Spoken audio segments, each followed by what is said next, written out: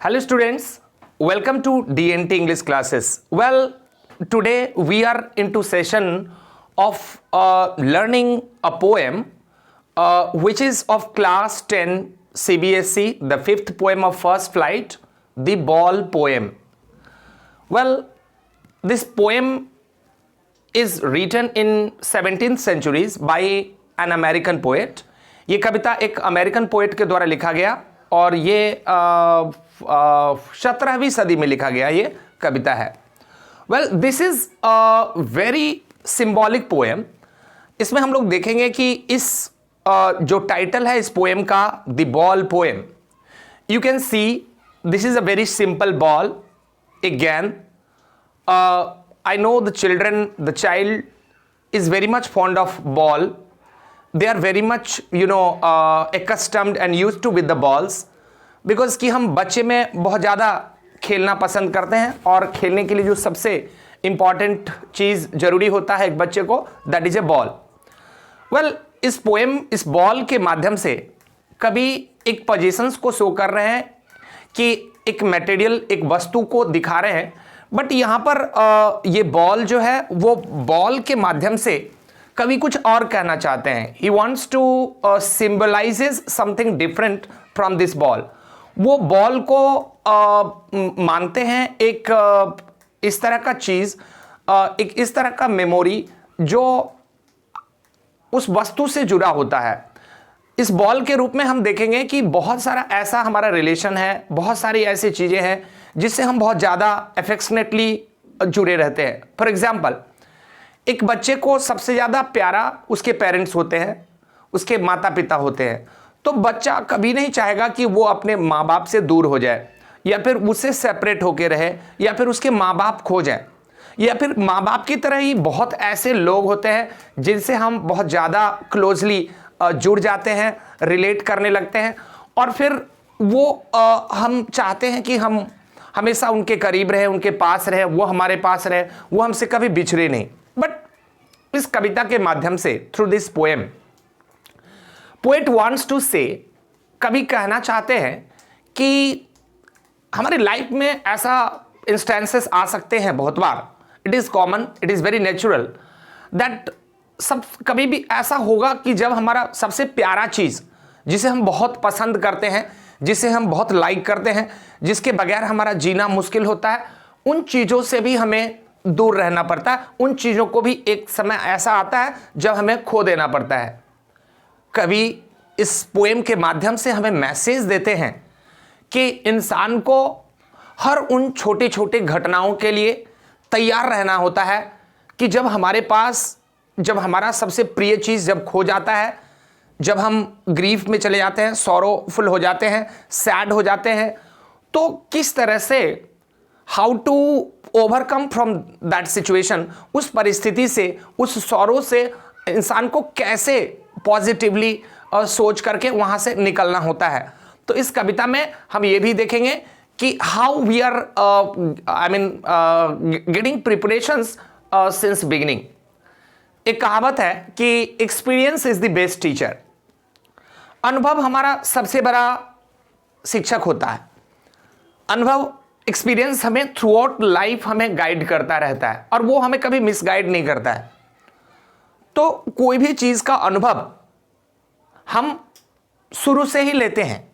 Childhood is an important stage where we start experiencing for so many things. हम बचपन से ही बहुत चीज़ों को अनुभव लेना शुरू करते हैं और जब लाइफ में आगे हम उस परिस्थिति से मिलते हैं तो वो अनुभव, वो जो हमारा एक्सपीरियंस होता है, वो जो हमारा जो अर्लियर एक्सपीरियंस है, वो हमें हेल्प करता है किसी भी परिस्थिति से निकलकर आगे बढ़ने के लिए और एक हैप्पी लाइफ जीने के लिए. तो ये पोएम बहुत ही इंटरेस्टिंग है, द बॉल पोएम. इस पोएम में हम लोग क्या देखेंगे कि a boy loses A ball. एक बच्चा होता है, कभी कहना चाहते हैं कि वो बच्चा उस बॉल को खो देता है. ही लूजेज हिज बॉल. और फिर वो बच्चा बहुत ज़्यादा अपसेट हो जाता है, बहुत ज़्यादा दुखी हो जाता है. दुखी होने का कारण ये कि उस बॉल के साथ वो बहुत ज़्यादा अटैच था, इमोशनली जुड़ा हुआ था, उस बॉल के साथ वो हमेशा खेलता रहा, नया बॉल से उसने उस बॉल को पुरान होते हुए देखा, और फिर एक समय आया जब वो बॉल वो उसकी पोजीशन से चला गया और फिर वो बहुत ज़्यादा अपसेट हो जाता है। A ball does not cost much, not is it difficult to buy another ball. इसमें ये भी हम लोग सीखेंगे कि मान लीजिए अगर एक बॉल खोलता है किसी बच्चे का, या कोई भी एक छोटा सा सामान, एक पेंसिल बॉक्स या कोई किताब या कोई भी छोटा चीज़ अगर खो जाता है, तो इट डजंट मैटर मच, ये इसका कोई बहुत बड़ा बात नहीं होता है कि कोई चीज़ खो गया। वो बहुत कम पैसे के होते हैं, उसे दोबारा खरीदा जा सकता है, कुछ पैसे मैटर्स, सम मनी मैटर्स, लेकिन ऐसा नहीं कि उसे नहीं खरीदा जा सकता है। क्या इस दुनिया में हर एक चीज को खरीदा जा सकता है? बिल्कुल नहीं। क्यों? क्योंकि कुछ ऐसा चीज है जो एक बार इंसान खो दे तो फिर वो दोबारा नहीं पा सकता है, चाहे वो माता पिता हो, वो भाई बहन हो, वो बंधु बांधव हो, कोई फ्रेंड हो, या फिर कोई ऐसा रिश्ता, अगर वो एक बार चला गया तो वो नहीं मिलता है। या फिर हम ऐसा भी नहीं कह सकते कि हमारे लाइफ के अंदर में हम कभी डिफिकल्ट सिचुएशन में नहीं आते हैं, हमारा लाइफ कभी सॉरो नहीं होता है। It is not so. We have to face many ups and downs, many challenges, many obstacles, and बहुत बार ऐसा होता है कि हमें बहुत जो चीज़ अपना होता है, बहुत जो करीबी चीज़ होता है, जो प्यारा चीज़ होता है, और वो खो जाता है। और कुछ ऐसे चीज़ें हैं जिसकी भरपाई कभी नहीं किया जा सकता है। कहा जाता है कि this void can not be filled. ये जो खाली स्थान है, ये जो चीज़ हमने खोया है, जिस चीज़ से हमारा फीलिंग्स, हमारा इमोशंस, हम भावनात्मक रूप से उससे जुड़े होते हैं, और वो खोने के बाद फिर हमें ये एहसास होता है कि वो चीज़ हमें नहीं मिलने वाला है, तो फिर हम बहुत ज़्यादा अपसेट हो जाते हैं। और आगे इसमें हम देखेंगे कि किस तरह से कभी इस बच्चे के रिएक्शंस को कैलकुलेट करते हैं, इसके इमोशंस को कैलकुलेट करते हैं कि जब एक बच्चा का बॉल खो जाता है तो वो बच्चा क्या करता है, या फिर वो बच्चा क्या कर सकता है। कभी इसको इस पोएम में एक्सप्लेन किए हैं। तो हम लोग इस कविता का लाइन बाय लाइन एक्सप्लेनेशन देखेंगे, और एक्सप्लेनेशन के बाद हम लोग इसके बहुत ही इंपॉर्टेंट लिटरेरी डिवाइसेस देखेंगे, और फिर हम इसके क्वेश्चन आंसर को भी समझने की कोशिश करेंगे। So now the poem goes like this. What is the boy now who has lost his ball? What is he to do? I saw it go, merrily bouncing down the street, and then merrily over. There it is in the water. कभी कहते हैं कि what is the boy now? पहले तो हमने एक scene पहले ही set कर दिया कि बच्चा किसी हार्बर टाउन में, हार्बर के प्लेस में खेल रहा है। हार्बर कहते हैं जहां से शिप वगैरह का आना जाना होता है, उस प्लेस में जहां से पानी शुरू होता है, उस प्लेस को हम लोग हार्बर कहते हैं। तो हमने देखा क्या कि एक बच्चा खेल रहा था, और फिर खेलते खेलते उसके बॉल लुढ़कते लुढ़कते, यहां पर कहा कि merrily bouncing down the street, ball उछलते कूदते मुड़ते हुए स्ट्रीट में गिरते हुए, और फिर वो उस पानी में चला जाता है। अब कभी कहते हैं कि ये बच्चा क्या करेगा जब इसके बॉल, जब इसका प्यारा पोजेशंस, इसकी मटेरियल, इसकी वस्तु, खास चीज जब इसे खो जाता है, जब ये पानी में चला जाता है। I saw it go. हमारे कवि ने कभी इस दृश्य को देख रहे हैं कि इस बच्चे के साथ क्या हो रहा है, और उन्होंने देखा कि ball merrily and happily bouncing, उछलते कूदते वो स्ट्रीट से होते हुए वो पानी में चला गया। Merrily over, there it is in the water. अब कभी देखना चाहते हैं कि आखिर ये बच्चा अब कौन सा स्टेप लेने वाला है इस बॉल को पाने के लिए। कभी आगे कहते हैं, no use to say O there are other balls, an ultimate shaking grief fixes the boy as he stands rigid trembling staring down all his young days into the harbor where his ball went. I would not intrude on him. कभी कहते हैं कि जब इस बच्चे का ball खो गया तो इस बच्चे की स्थिति कैसा है, तो no use to say O there are other balls. कभी कहते हैं कि क्या इस बच्चे को दूसरा बॉल दे करके या इस बच्चे को यह कहा जाए कि तुम दूसरा बॉल ले लेना, यह कहना ठीक होगा। कभी कहते हैं नो यूज टू से, ऐसा कहने से कोई फायदा नहीं होगा कि तुम्हें दूसरा बॉल मिल जाएगा या फिर दूसरा बॉल से तुम खेल लो। An ultimate shaking grief fixes the boy. बच्चे बहुत ज्यादा दुखी हो जाता है, ग्रीफ फिक्सेस, वो एकदम सॉरोफुल हो जाता है, सैडनेस में चला जाता है। Ultimate shaking grief fixes the boy as he stands rigid. वो काफी सोच में पड़ जाता है, आश्चर्यचकित होकर, स्तब्ध होकर एकदम रिजिड हो जाता है, स्टिफ हो जाता है, हिलता डुलता नहीं है, काफी चकित होकर वो दृश्य को देख रहा होता है। Trembling, steering down. देखिए, कोई भी चीज खोने का और फिर उस चीज को नहीं पाने का जो गम होता है, दुख होता है, वो आपको कभी कभी शॉक कर देता है। जैसे इस बच्चे ने देखा कि अभी कितना मैरिली और हैप्पीली बाउंस करते हुए ये बॉल पानी में जा गिरा, और ये बच्चा फिर महसूस कर पा रहा है कि अब ये बॉल मुझे दोबारा नहीं मिलने वाला, हमने जो चीज खो दिया है वो अब मुझे नहीं मिलने वाला। और इस बात से लेकर वो बहुत ज्यादा डर गया है, बहुत ज्यादा सरप्राइज्ड है, he is in the great grief, बहुत ज्यादा सौरों में है और वो डर से कांप भी रहा है। He is trembling. All his young days into the harbour where his ball went. देखिए, इस बॉल से बच्चे को बॉल दूसरा भी दिया जा सकता है, लेकिन क्या होता है कि जिस चीज के साथ हम बहुत ज्यादा समय दिए रहते हैं, जिसको हम बहुत ज्यादा उपयोग किए रहते हैं, उस चीज से हम जुड़ जाते हैं। एक छोटे बच्चे को उसका ही चीज चाहिए होता है, वो दूसरे चीज को नहीं पसंद करता है। क्यों? क्योंकि हमारा जो फॉन्डनेस है, हमारा जो लाइकिंग है, हमारा जो चाहत है, वो किसी खास चीज को लेकर बहुत ज्यादा होता है। अब जैसे किसी का मम्मी खो जाए बच्चे का, तो उसे दूसरे मम्मी दे देंगे तो बच्चा खुश नहीं हो जाएगा। दैट मीन्स कि उसे उसका अपना खोया हुआ चीज चाहिए। तो फिर यहां उन्होंने क्या देखा कभी कि अगर इसे दूसरे बॉल भी दे दिया जाता है तो इसका जो चीज इस बॉल के साथ चला गया, जो मेमोरीज, जो उसकी यादें, जो फीलिंग्स उसके साथ, उस बॉल के साथ जुड़ा हुआ था, वो दोबारा वापस नहीं मिल सकता। हाँ, दूसरा बॉल उसे वापस दिया जा सकता है, लेकिन वो चीज, जो चीज खो गया, वो चीज दोबारा वापस नहीं किया जा सकता है। All his young days into the harbour where his ball went, I would not intrude on him. कभी नहीं चाहते हैं कि जिस तरह से उन्होंने इस बच्चे को देखा कि बच्चा खड़ा हो गया है and he is completely the grief stricken, एकदम ज्यादा, बहुत ज्यादा दुखी हो गया है वो बच्चा, एकदम अपसेट है, कुछ समझ में नहीं आ रहा है उसे वो क्या करे। कभी कहना चाहते हैं कि आई would not intrude on him. Intrude का मतलब हुआ यहां इंटरफेयर करना।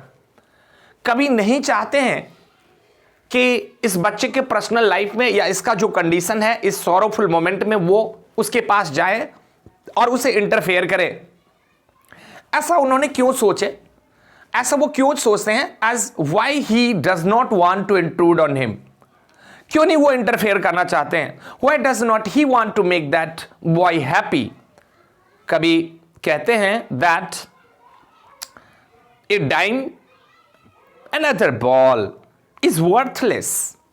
Now he senses first responsibility. यहां पर एक वर्ड यूज हुआ है, ए डाइम another। देखिए, इस बॉल, डाइम का मतलब होता है 1 cent, it is a 10 cent. A dime का मीन्स 10 सेंट, ये करेंसी है। कहने का मतलब कि एक बॉल का कीमत बहुत ज्यादा नहीं होता है, कुछ पैसे होते हैं, सम पेनीज। दूसरा बॉल लाया जा सकता है, खरीदा जा सकता है। इज वर्थलेस, यहां पर महत्व बॉल का नहीं है, यहां पर महत्व उस चीज का है जो चीज आपने खो दिया है।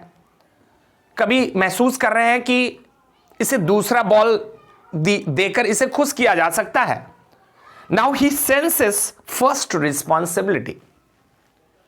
कभी चाहते हैं कि आज पहली बार ऐसा हुआ है ये कि बच्चा ये कोई चीज खोया है, अपना पर्सनल बिलोंगिंग, अपना खुद की जो पर्सनल पोजेशंस था, उसकी जो मटेरियल है, वो जो वस्तु है जिसे वो बहुत ज्यादा प्यार करता है, वो आज उस चीज को खोया है। कभी कहते हैं कि अगर उस बच्चे को वो बॉल दे दिया जाए, महज जो कुछ पैसे का होगा, अगर वो बॉल दे दिया जाए उस बच्चे को, तो उस बच्चे के साथ क्या हमने किया, तो उस बच्चे को लॉस होने का क्या अनुभव है वो बच्चा नहीं सीख पाया। वो बच्चा उस सिचुएशन को नहीं फील किया कि जब कोई प्यारा चीज खोता है तो क्या होता है, what kind of feeling comes to mind, किस तरह के रिएक्शंस होते हैं, कैसा अनुभव होता है। कभी कहना चाहते हैं कि मैं इस बच्चे की दशा को बिल्कुल उसी की अवस्था में उसे छोड़ देना चाहता हूं ताकि वो बच्चा सीख सके। वो आज सीख रहा है क्या, कि ये मेरी ही गलती है कि मैंने अपने बॉल को संभाल के नहीं रखा।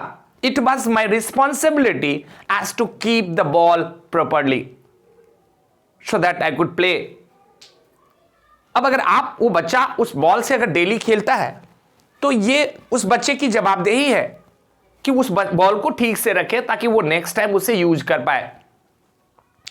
आज उस बच्चा को, वो बच्चा अपनी केयरलेसनेस को महसूस करता है और अपनी रिस्पॉन्सिबिलिटी को वो फील कर रहा है that it was my responsibility only which help this ball to lose. तो इस बॉल खोने का वो होल एंड सोल अपना ही कारण मानता है। ही सेंसेस फर्स्ट रिस्पॉन्सिबिलिटी। आज वो पहली बार अनुभव कर रहा है। देखिए, जीवन में मैंने पहले कहा शुरू में कि experience is the best teacher. अनुभव बहुत बड़ा जरूरी होता है। क्यों? क्योंकि हम आगे के लाइफ में बहुत ऐसे हमारे साथ अवसर आने वाले हैं जहां पर हमें दुखी होना होगा, जहां पर हमारा कोई अपना खो जाएगा, जहां पर हम जिस चीज से बहुत ज्यादा जुड़े होंगे, इमोशनली, अफेक्शनेटली अटैचमेंट होगा, वो चीज भी हमसे दूर जो हो सकता है। तो उन चीजों के लिए हमें तैयार रहना होगा। ऐसा नहीं कि उसके लॉस को लेकर हम जीवन भर पछताते रहें और जीवन भर दुखी होकर इस जिंदगी को बर्बाद कर लें। कभी कहते हैं कि yes, we should be ready enough to meet those challenges, और इसके लिए कभी कह रहे हैं कि इस बच्चे को अनुभव करने दिया जाए कि इस लॉस होने से क्या होता है। अगर उसे उस वक्त वो बॉल दे दिया जाता तो शायद वो अपने इस फर्स्ट एक्सपीरियंस को जो अभी वो फील कर रहा है about his responsibility, about his carelessness, he would not do so then. He senses the first responsibilities. In a world of possessions, people will take balls. Balls will be lost always, little boy. देखिए, यहां पर कभी कहते हैं कि इस दुनिया में बहुत ऐसी मेटेरियलिस्टिक चीज है, भौतिकवादी चीज है, ऐसो आराम की चीजें हैं जो हम पाना चाहते हैं या फिर हमारे पास होता है। Those materialistic things is not with us forever. वो हमारे पास हमेशा के लिए नहीं होता है, हम उसे एक समय खो भी सकते हैं। कभी कहते हैं कि इस बॉल के रूप में वो हमारे हर एक बिलोंगिंग्स को बताना चाहते हैं कि हम उन चीजों को भी खो सकते हैं आने वाले समय में। ये दुनिया हमसे वो चीजें छीन सकती है। जैसे आज हमने देखा कि एक बच्चे का बॉल खोया है। कभी कहना चाहते हैं इस बॉल से सिंबलाइज करके कि हमारे लाइफ में भी बहुत सारी ऐसी चीजें हैं जिसको कि हम आने वाले फ्यूचर में उसे खो सकते हैं। कहते हैं कि balls will be lost always.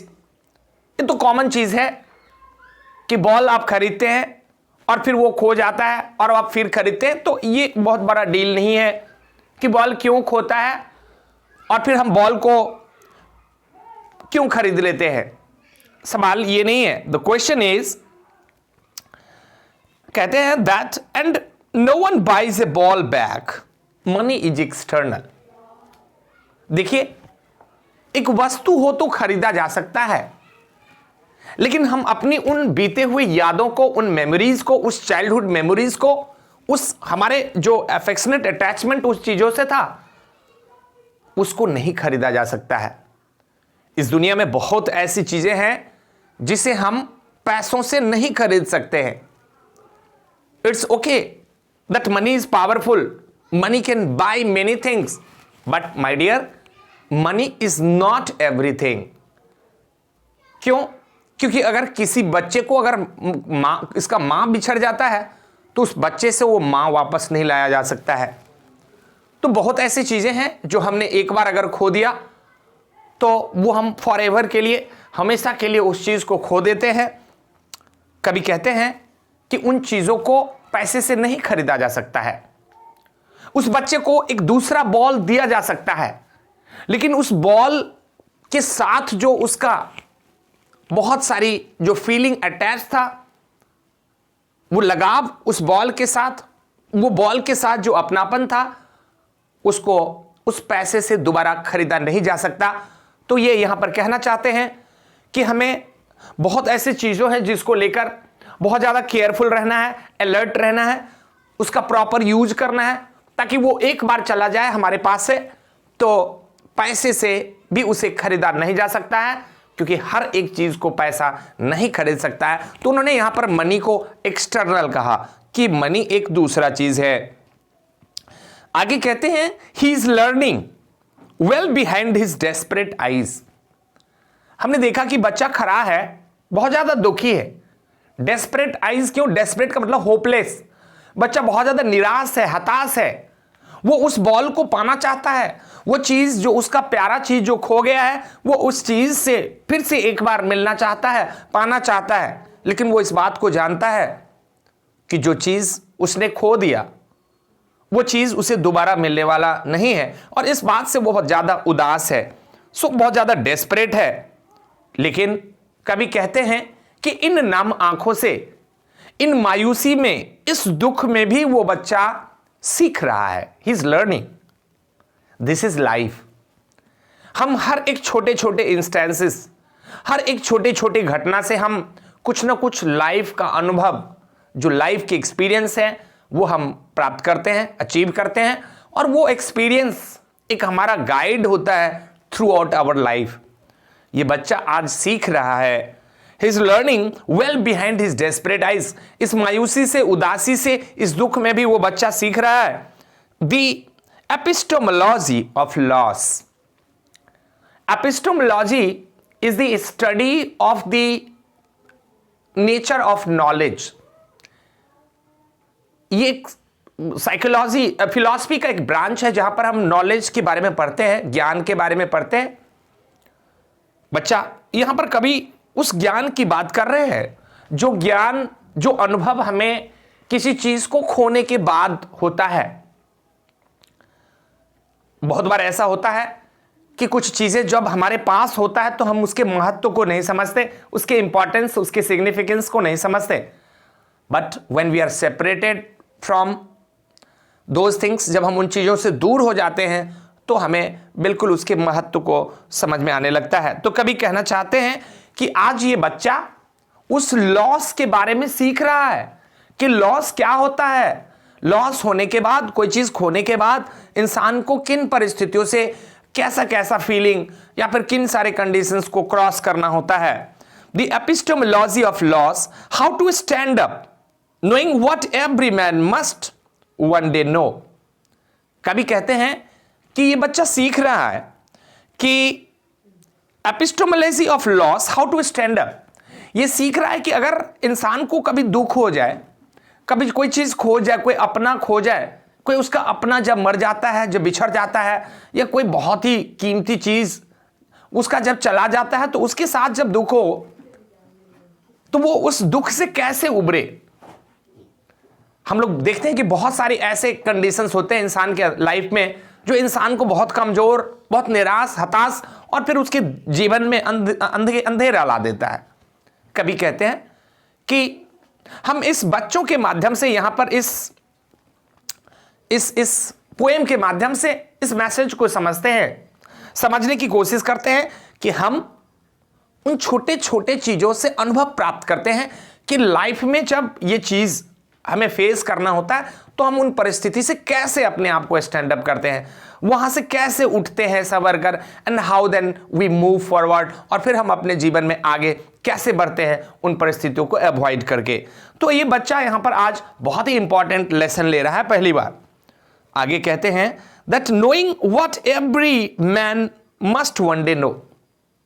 देखिए, हर इंसान को एक दिन जानना होगा कि हम अपनी परिस्थितियों से कैसे उभरे, how to stand up from this situation, how to move further. कहते हैं कभी कि कुछ लोग जिन्हें अब ये जानना पड़ेगा, और कहते हैं and most know many days, या फिर बहुत ऐसे लोग हैं जिन्हें मालूम है कि इस विषम परिस्थिति में, इस एडवर्स कंडीशन में how to assemble, how to accumulate energy, हम कैसे अपने शरीर में एनर्जी को इकट्ठा करते हैं, कैसे कॉन्फिडेंट होते हैं, and how then we come out from that depression, stress and the problem which we use to suffer. तो कभी कहना चाहते हैं कि हम लाइफ के उन चीज़ों को फेस करने के लिए वो चीज़ सीखते रहते हैं, जैसे कि इस बच्चे के रूप में देखा कि वो बच्चा उस लॉस से भी सीख रहा है। उस बच्चे को दूसरा बॉल दिया जा सकता था, लेकिन उसे अपने वो जो जिम्मेदारी है एक, उसका अनुभव आज हो रहा है। तो ये होना बहुत ज़रूरी होता है कि हम अपने लाइफ में एक छोटे छोटे चीज़ों से इन जिम्मेदारियों को सीखें कि आगे चलकर हमें बहुत ही पीसफुल और हैप्पी लाइफ हम जी सके। तो this is how we saw, इस तरह से हमने देखा कि इस पोएम के क्या थे literal meaning. Well my dear, अब हम इस पोएम में यूज लिटरेरी डिवाइसेस को देखेंगे कि कौन कौन सा लिटरेरी डिवाइसेस यूज हुआ है। तो सबसे पहले हम आपको दिखाते हैं कि इसमें एलिट्रेशन का यूज हुआ है। The first of all will see the alliteration used. Alliteration आप देख लीजिए क्या होता है।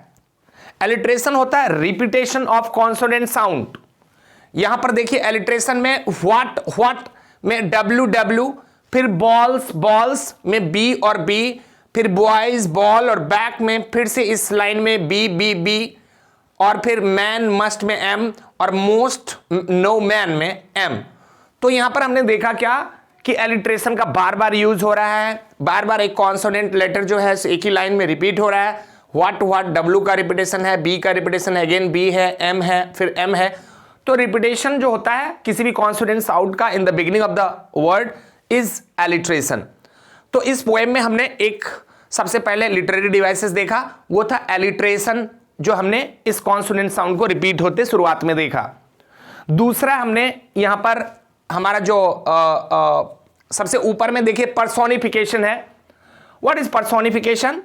तो personification means that when any unanimated object or non-living is given some living character, some human quality is given to the non-living things, तो in that case it is personification। हमने personification में देखा कि ball merrily bouncing down the street, ball merrily। अब बताइए कि एक ball कैसे खुश हो सकता है, क्योंकि बॉल तो एक नॉन लिविंग चीज है।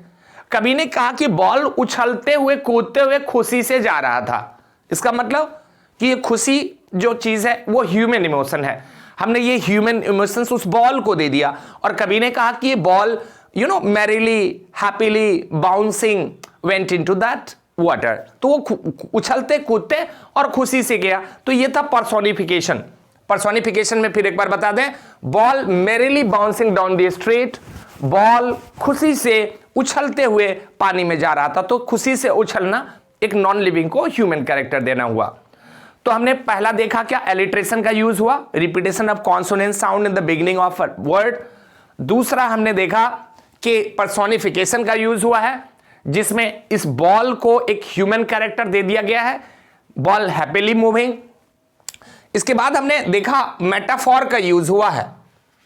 मेटाफॉर कहते हैं कभी कि ball will be lost one day.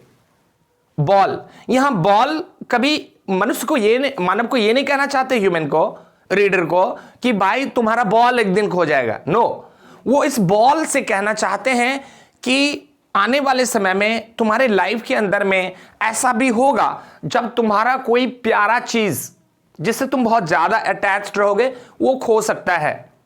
वो कोई मेटेरियलिस्टिक चीज हो सकता है या फिर वो हमारा कोई मेमोरीज हो सकता है किसी चीज को लेकर, किसी अपनों को लेकर। तो कभी का यहां बॉल से मतलब है उन चाइल्डहुड मेमोरीज को बताना, या फिर बॉल का मतलब यहां पर कभी कुछ और बताना चाहते हैं, ना कि ये एक ऑब्जेक्ट बताना चाहते हैं। हमने देखा क्या कि यहां पर मेटाफॉर में कभी ने कहा balls will be lost always. ये कॉमन चीज है कि लाइफ में चीजों को खोना, हर इंसान कुछ ना कुछ कभी ना कभी खोता है। तो ये जो खोना है ये कॉमन चीज है, बट यहां पर बॉल का मतलब कुछ और चीजों से उन्होंने सिंबलाइज किया। बॉल का मतलब यहां दो बात, एक तो मेटेरियलिस्टिक पोजीशंस कि इंसान के पास बहुत चीज होता है, ऐशो आराम का चीज, और इंसान को एक समय ऐसा भी आता है जब उन चीजों को खो देना होता है।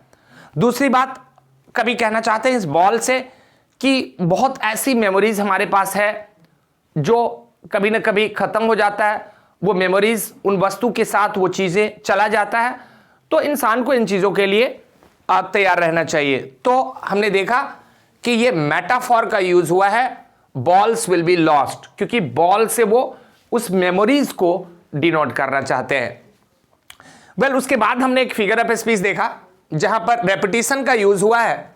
रेपिटेशन में मतलब कि एक ही वर्ड या फ्रेज बार बार रिपीट होता है। यहां पर देखा जाए व्हाट बार बार आ रहा है, मैरिली का यूज हो रहा है बार बार, बॉल्स यूज हो रहे हैं, and how to stand up, इन चीजों को कई लाइन में रिपीट किया गया है।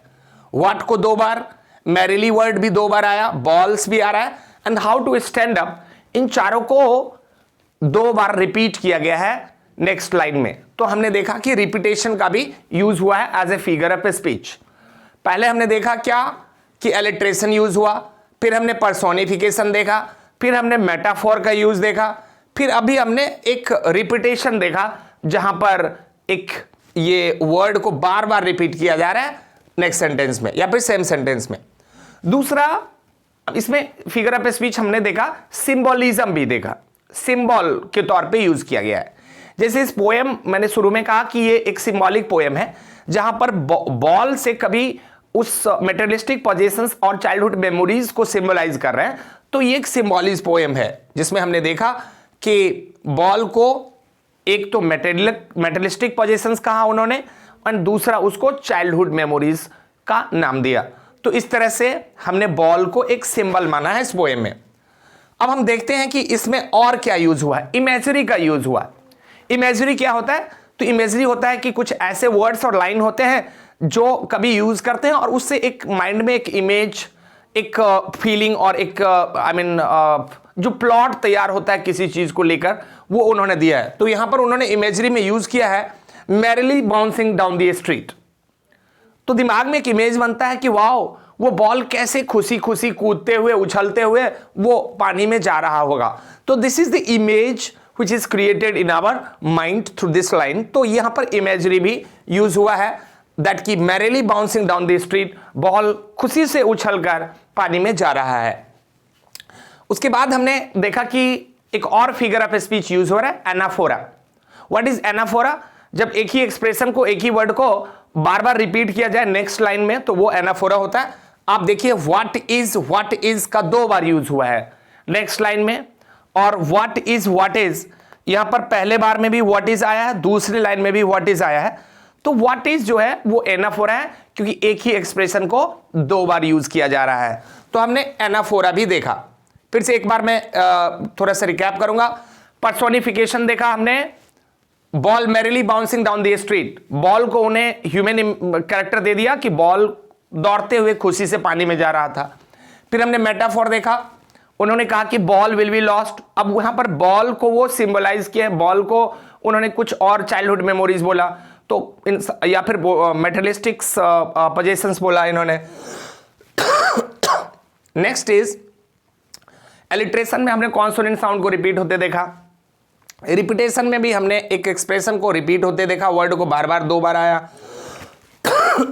Now is symbolism.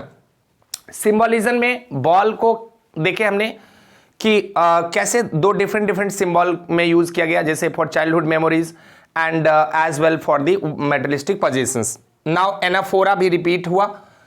अब हम देखेंगे कि इसमें और कौन सा फिगर ऑफ स्पीच यूज हुआ है। इसमें आप देखिए एसोनेंस का यूज हुआ है। एसोनेंस का मतलब होता है रिपीटेशन ऑफ वॉवेल साउंड। आप इस लाइन में देखिए, he is learning well behind the desperate eyes. He is learning well behind the desperate eyes में ई साउंड डोमिनेंट है और ये बार बार आ रहा है, ही में भी, लर्निंग में भी, वेल में भी, बिहाइंड में भी, आइज में भी। So this E sound is dominant in this assonance. Assonance का एक और एग्जांपल है boy now who has lost. यहां पर ओ साउंड हम बार बार फर्स्ट लाइन में रिपीट होते देख रहे हैं। Now is asyndeton. What is it? This is a kind of figure speech in which we find that there is no conjunction used between 2 small sentences as to combine and join the sentences. A dime, फिर यहाँ comma है, another ball, फिर comma है, is worthless. यहाँ इस बीच में conjunction का use नहीं हुआ है, तो ये asyndeton figure of speech use हुआ है। नाउ इस पोएम में हमने क्या देखा कि इसमें कोई भी राइमिंग स्कीम नहीं यूज हुआ है। This poem is a free rhyme poem. Now I would like to cover up कि इसमें हमने देखा कि 10 तरह के अलग अलग फिगर ऑफ स्पीच यूज हुए हैं। इसको मैं एक बार फिर से बताऊंगा। Personification is there, metaphor is there, alliteration is there, repetition is there, symbolism is there, then is imagery, then is anaphora, then we have assonance, then we have the asyndeton. So we have number of figure of speech. Well, I hope कि ये poem आपको समझ में आया होगा। इसके literary meaning हमने समझा, हर लाइन के मीनिंग क्या है, इसमें क्या मैसेज है वो भी हमने समझा, और फिर इसकी थीम को भी समझने का कोशिश किया। And then we saw the literary devices. I hope you must have learned from this video, and that this video will help you to get the better marks in the examination. And wish you in the next video. Bye. Well, I would like to make certain clarifications that if you are new to my channel, definitely I want your subscriptions, your like and your share. And if you are a regular viewer, definitely you will like and comment my video and definitely will share. That's all in this video. Bye.